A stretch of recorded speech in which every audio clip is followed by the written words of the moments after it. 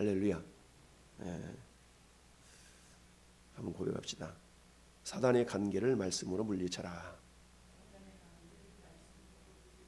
아멘. 사단의 관계를 말씀으로 물리쳐라. 자, 오늘 본문의 배경을 19절로 말씀하고 있죠.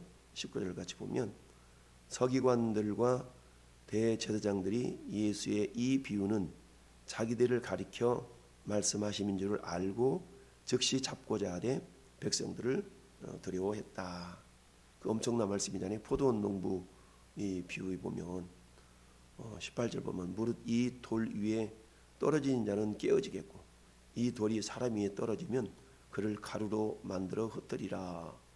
그러니까 이 서기관들과 제사장들이 생각할 때 이거 지금 우리 얘기한 것 같은데 이거 괘씸한 거 아니야? 막 이러면서 그런 마음을 품었어도 백성들이 예수님을 쫓기 때문에 선뜻 어떻게 예수님을 잡을 수가 없었던 거죠.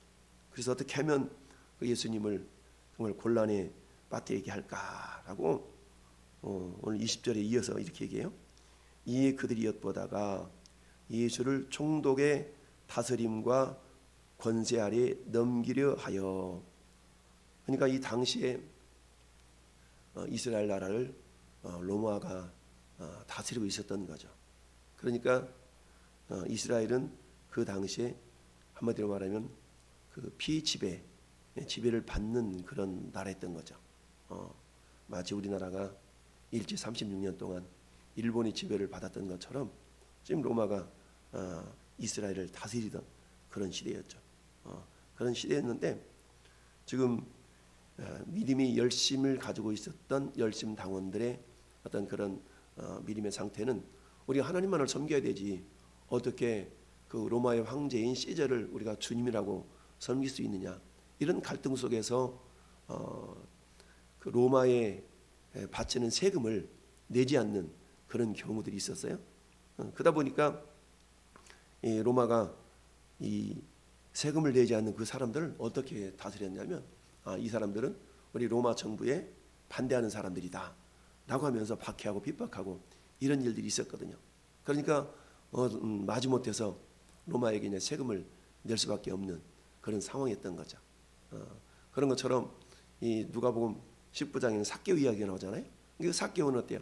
자기 백성들의 세금을 걷어다가 로마에다가 이렇게 바치는 그런 역할을 했던 사람이기 때문에 자기 민족에게는 이 삭개오가 죄인 취급을 받았던 거죠. 자, 그런 상황에서 예수님은 어떻게 골탕을 먹이며 그렇게 할까라고 생각하다가 이 양반을 지금 그 총독의 다스림과 권세 아래 넘기려 했다라고 하면서 정탐들을 보냈다. 정탐들을 보냈다고 그러는데 오늘 본문과 동일한 내용을 기록하고 있는 마태복음 22장에서는 마태가 이렇게 이야기를 하고 있어요. 그래서 이에 바리새인들이 가서 어떻게 하면 예수를 말의 올무에 걸리게 할까 상의하고 자기 제자들을 헤롯 당원들과 함께, 헤롯 당원이라는 게 열심 당원이거든요. 그러니까 뭔가 좀 열정적인 그런 멸심을 품었던 당원들이 열심 당원인데 그 사람들을 보내어 그들로 스스로 의인인 채 하며 예수의 말을 책잡게 했다.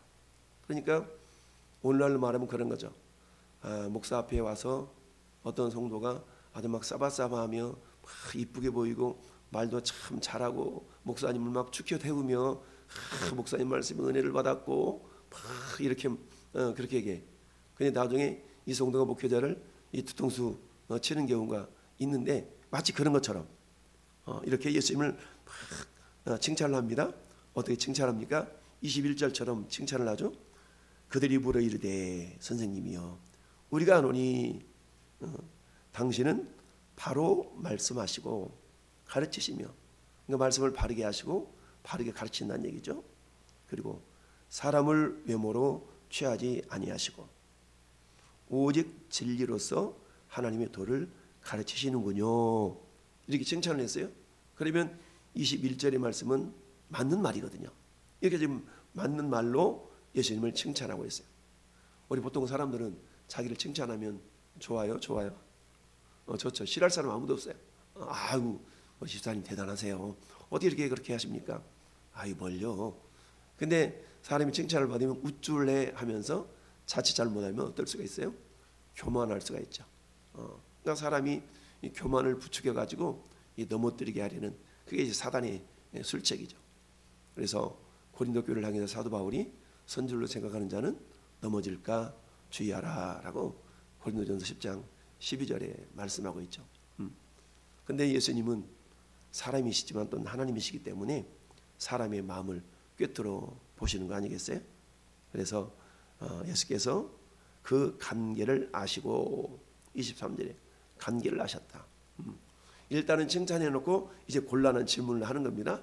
칭찬 다 해놓고 그리고 나서는 곤란한 질문이 뭐예요? 우리가 가이사에게 세를 바치는 것이 옳으니까 옳지 아니하니까 이 질문을 던졌어요. 이 질문에 대해서 예수님이 그 관계를 아시고 데나리온 하나를 내게 보이라 라고 말씀을 하죠.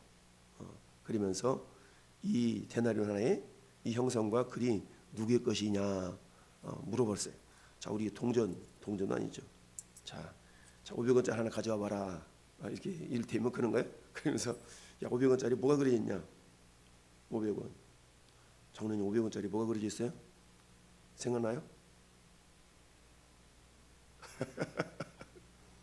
한쪽에는 2015년 500 한국은행, 뒤편에는 500원하고 학이 그려져 있네.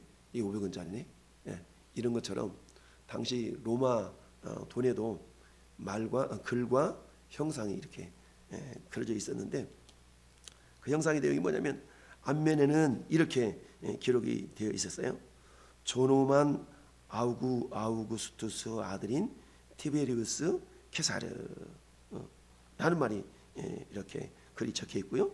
그리고 뒷면에는 종려 가지를 쥐고 앉아 있는 평화의 여신이자 황제의 어머니인 리비아의 형상과 최고의 제사장 이라는 이게 뭐 그 당시 말로는 폰티펙스 막시무스라는 단어라는데 이건 몰라도 라는 글이 적혀 있었다는 얘기죠. 그러니까 한쪽 면에는 그 황제의 그 업적을 이렇게 그 족보를 기록한 그런 글이 있었고 한쪽 면에는 그 황제의 어머니를 마치 신으로 숭상하는 것처럼 형상을 만들어 가지고 이렇게 새겨놨다는 얘기죠.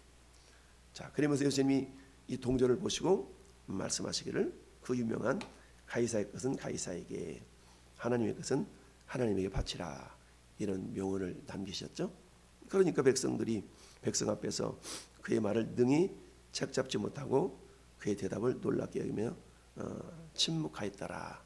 이렇게 이제 결론을 맺고 있는데, 자 그러면 가이사에게 세를 바치는 것이 옳습니까? 옳지 않습니까? 라는 질문은 한마디로 말하면 진퇴양난의 질문일 수가 있거든요. 왜냐하면 만약에 세금을 바쳐야 된다라고 말하면 그 당시에 유대인들 즉 이스라엘 백성들의 정서상 저 양반은 로마의 정부에 그야말로 이렇게 하는 동조하는 우리 민족의 반역자다라고 뒤집어 씌울 수가 있는 거예요. 거꾸로 세금을 바치지 말아야 됩니다 라고 말한다 그러면 일단 백성들한테는 인정을 받겠지만 또 이것이 뭐예요? 로마 정부를 반대하는 그런 반대 세력으로 또 고자질 당할 수가 있는 상황인 거예요.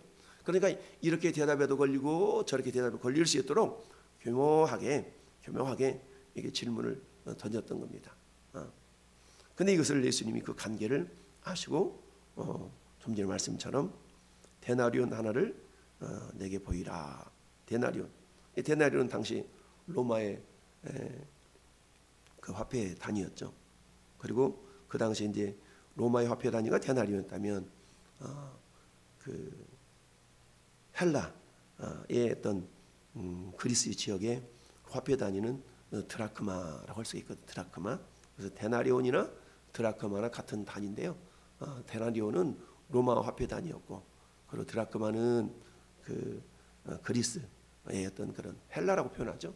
그 당시에 표현이었는데, 그래서 보통 데나리온이라 그러면 어때요? 성인이 하루 일당에 해당되는, 오늘날에는 뭐 일당이 하루 비싸져 가지고 그렇지만 보통 이제 우리 남성 장정 한 사람이 하루 동안 일해서 벌을 수 있는 그런 평균 돈을 보통 우리가 10만 원 정도라고 그런다 그러면 그 정도의 가치가 있는 돈이 데나리온 하나인데, 그 데나리온에게는 그런 어떤 로마의 상징적인 그런 어떤 문구와 형상이 기록되어 있다. 그래서 로마는 그 당시 세계를 정복하고 비지배국에 대해서 어떤 그 정권을 이렇게 나타낼 때에 그 로마 황제를 신성시해서 복종하며 섬길 수 있도록 그런 어떤 정책을 썼던 것이 동전에도 그런 형상과 글이 담겨져 있었던 겁니다.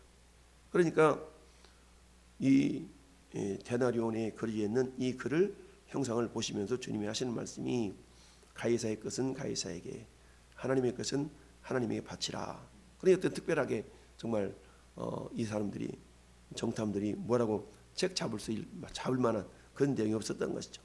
즉 이 말씀은 오늘날 우리에게 적용을 한다면 그런 거죠. 자, 우리 예수 믿는 사람들이 가이사의 것이라는 건 세상 일이죠. 세상적인 거. 그러니 예수 믿는다고 해가지고 세상 법칙을 우리가 거스리고 이러면 되지 않죠. 그래서 로마서 13장 봅시다. 로마서 13장.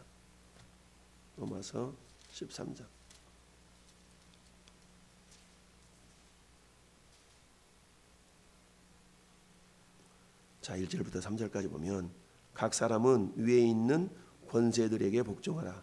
권세는 하나님으로부터 나지 않음이 없나니 모든 권세는 다 하나님께서 정하신 바라. 그러므로 권세를 거스리는 자는 하나님의 명을 거스림이니 거스리는 자들은 심판을 자취하리라. 다스리는 자들은 선한 일에 대하여 두려움이 되지 않고 악한 일에 대하여 대하나니 네가 권세를 두려워하지 아니하려느냐. 선을 행하라. 그리하면 그에게 칭찬을 받으리라. 아멘. 각 사람은 위에 있는 권세들에게 복종하라. 권세는 하나님으로부터 나지 않음이 없다. 모든 권세는 다 하나님께서 정하신 바라. 비록 우리나라 역대 정부들을 보면은 어떤 사람들은 백성들을 그야말로 편안하게 이렇게 해주었던 그런 대통령이 있는 반면에 또 그렇지 않은 대통령도 있고 다양한 그런 대통령들이 있죠. 그럼에도 불구하고 그런 대통령이라 할지라도 하나님의 허락하심 아래에서 그런 대통령 직분이 권세들이 주어져 있다라는 얘기입니다. 그러나 그런 아무리 위대한 대통령의 어떤 정권을 다스리는 그런 집권자들이라 할지라도 그 권세는 하나님 허락하셨지만 하나님의 법을 어겨가면서까지 국민들을 다스리게 해서는 안 된다라는 거죠. 그런데 이것을 오용해가지고 남용해가지고 왜 예수 믿는 당신들은 성경이 이렇게 기록되어 있더구만 왜 이 정부에 반항을 합니까? 막 이러면서 이런 경우가 많이 있는데 자기들이 먼저 하나님의 어떤 절대 그런 어떤 명제에 대해서 순종하지 않으면서 자기들이 주장만을 내세운다는 것은 잘못된 거죠. 여기에 대해서는 우리가 또 담대하게 항거할 수 있는 그런 또 자유가 있는 거죠. 자, 그런 것처럼 오늘 데나리온 하나에 그려져 있는 형상과 글을 보시면서 예수께서 가이사의 것은 가이사에게, 하나님의 것은 하나님께 바치라. 즉 이건 뭡니까? 우리 특별히 이제 그 여호와의 증인 같은 경우는 그 군 복무를 하지 않잖아요. 그들은 뭐 그 양심이 자유하면서 병역을 거부하지 않습니까? 이런 것들은 오늘 우리 본문에 나타나 있는 가이사의 것은 가이사에게, 이런 것에 대한 잘못된 또 그런 해석이 되는 거죠. 그러니까 세상의 법칙에도 우리가 행해야 될 그런 의무는 다 행할 수 있어야 된다라는 얘기고, 또한 더불어서 하나님의 것은 하나님께 바치라. 그러니까 하나님께 드려야 될 그런 응당의 그런 모습들은 또 하나님께 드려야 된다라는 거죠. 그래서 이것을 이 정탐들에게 이야기했을 때에 그들이 능히 그 예수님의 말씀에 대해서 책망하지 못하고 책잡지 못하고 침묵하고 말았다라는 얘기입니다. 자, 오늘 이 누가복음에서는 포도원 농부의 비유에 이어서 이 말씀을 하고 있지만 마태복음 22장에 보면은 포도원 농부 다음에 어떤 내용이냐면 어떤 임금이 아들을 위해서 혼인잔치를 벌이는 혼인잔치 비유가 있거든요. 근데 혼인잔치의 비유가 있는데 그 혼인잔치의 핵심이 뭐였냐면 예복을 입지 않은 사람이 있었다. 그래서 예복을 입지 않은 사람을 끌어내서 바깥 어두운 데에 내어 쫓으라 라는 말씀이 있죠. 그러면서 이어서 나오는 말씀이 청함을 받은 사람은 많되 택함을 입은 사람은 적다. 이런 말씀을 하신 이후에 이 가이사에 대한 세금 이야기가 나오고 있는 거죠. 그러니까 청함을 받은 사람은 많아. 당시에 이스라엘 백성들이 이미 청함을 받은 존재에 속한 거죠. 그럼에도 불구하고 그들은 뭐예요? 예수님을 배척한 그런 삶을 살았기 때문에 그들은 오히려 소수의 무리들만이 택함을 받은 자다라는 그런 예수의 말씀을 듣고 이 사람들이 마음속에 어떤 찔림을 받으면서도 예수님을 괘씸하게 여겨서 어떻게 해서든 예수님을 곤란에 빠뜨리고 심지어는 막 죽이려고 하는 그런 어떤 그런 계략을 꾸몄던 거죠. 그래서 자기들이 정탐들을 보내서 어떻게든지 예수의 말을 책잡게 하니, 말을 책잡으려고 했다라는 얘기죠. 그러니까 우리가 참 말을 조심해야 된다라는 말은 늘 하지 않습니까? 그래서 듣기는 속히 하고 말하기는 더디하라 라는 잠언서의 말씀처럼, 그래서 듣기는 속히 하라. 귀가 두 개인 이유는 왜 그렇다고요? 두 배로 듣고 한 번만 말하라 라는 그런 이야기가 있기도 하죠. 그런 것처럼 우리가 말이라는 것은 한번 내뱉으면 주워 담을 수가 없는 거기 때문에 굉장히 말하는 건 조심해야 된다라는 그런 것을 우리가 잘 알고 있습니다. 따라서 오늘 저는 여러분들이 생각해야 될 것은 뭡니까? 이것은 어떤 사단의 계략을 우리가 또 생각해 볼 수가 있다는 얘기입니다. 사단은 광명한 천사로 가장하며 성도들에게 다가온다고 그랬거든요. 광명한 천사로 가장해 다가와. 그러니까 어때요? 일단 우리가 정말 칭찬을 딱 받으면 기분이 으쓱해. 그러면 기분이 으쓱한 그런 상태에다가 자칫 잘못하면 우리의 발목을 이렇게 잡을 수 있는 그런 계략을 가지고 들어올 수가 있다라는 겁니다. 그러니까 우리를 어때요? 이런 것들을 잘 분별할 수 있는 지혜가 있어야 되겠죠. 그 지혜는 성령님 주시는 거고, 성령님이 우리에게 주시기 위해서는 어때요? 성령 충만해야 되죠. 그러면 어때요? 성령 충만함이라는 것은 두 가지 과정을 통해서 충만해지지 않겠어요? 첫째는 말씀 충만, 두 번째는 기도 충만. 그렇죠?